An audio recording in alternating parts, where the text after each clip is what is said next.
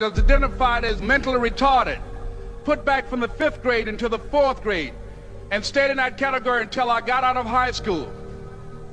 I don't have any college training, but I met a high school teacher who one day changed my life. I was waiting on another student, and when he came in, he said to me, "Young man, go to the board and write what I'm about to tell you." And I said, I can't do that, sir. He said, "Why not?" I said, "I'm not one of your students." He said, "It doesn't matter. Follow my directions now." I said, "I can't do that, sir." He said, "Why not?" I said, "Because I'm educable mentally retarded." And he came from behind his desk and he looked at me. He said, "Don't ever say that again. Someone's opinion of you does not have to become your reality." And as he talked, my heart began to beat fast. Tears began to run down my eyes, and I was in the back just listening to him, because the speech he was giving, that speech was for me.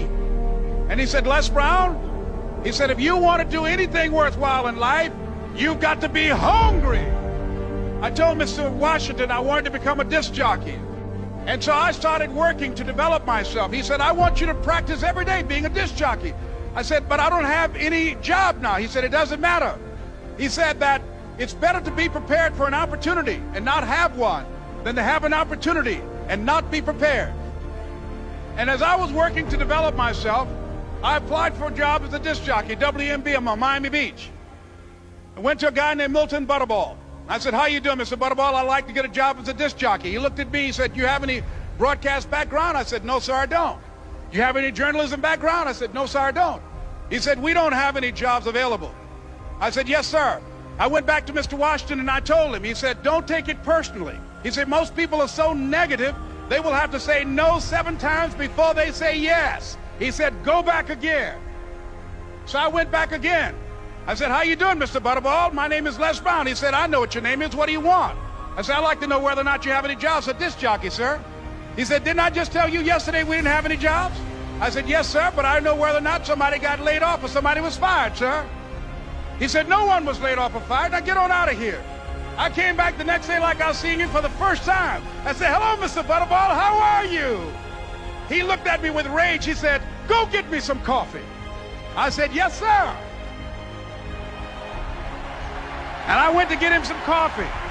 After a while, I would get their lunch and dinner, and I would go in the control rooms and take the disc jockeys their food, and I would not leave until they would ask me to leave. One Saturday afternoon, while I was at the radio station, a guy named Rock was drinking while he was on the air. I was the only one there, looking at him through the control room windows, walking back and forth, young, ready, and hungry. Pretty soon the phone rang, and it was the general manager. And I answered the phone. I said, "Hello?" He said, "Les, this is Mr. Klein." I said, "I know." He said, "Rock can't finish his program." I said, "I know." He said, "Would you call one of the other DJs in?" I said, "Yes, sir." I hung the phone up. I said, "Now he must think I'm crazy."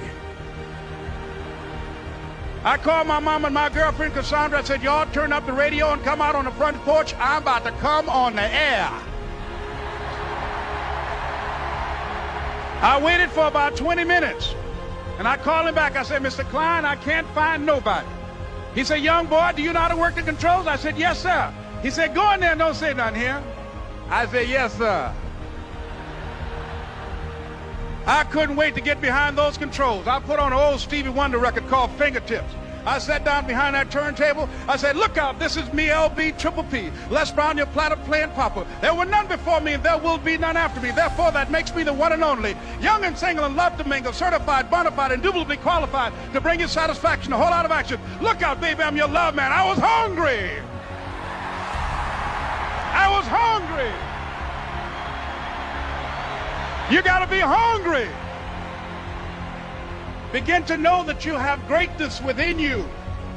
And if just one of you here begin to envision yourselves as being blessed and highly favored to reach your goals, if just one of you capture the essence of what that means, that you have greatness within you and a responsibility to manifest that greatness, that you can make your parents proud, you can make your school proud, you can touch millions of people's lives And the world will never be the same again because you came this way. It was hard, ladies and gentlemen, coming to speak to people. And I was facing financial difficulties in my own life. I was behind on my bills and my dreams, and I'm saying to them, you can live your dream. It was hard, ladies and gentlemen.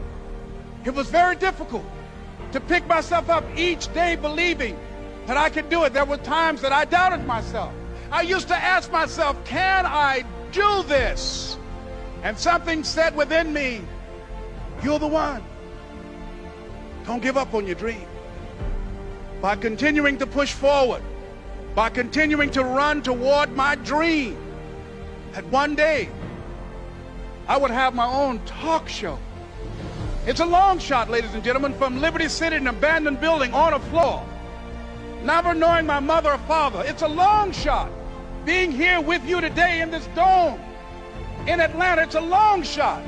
No college training, labeled educable, mentally retarded, but I kept running toward my dream. Don't stop. Don't stop running toward your dream.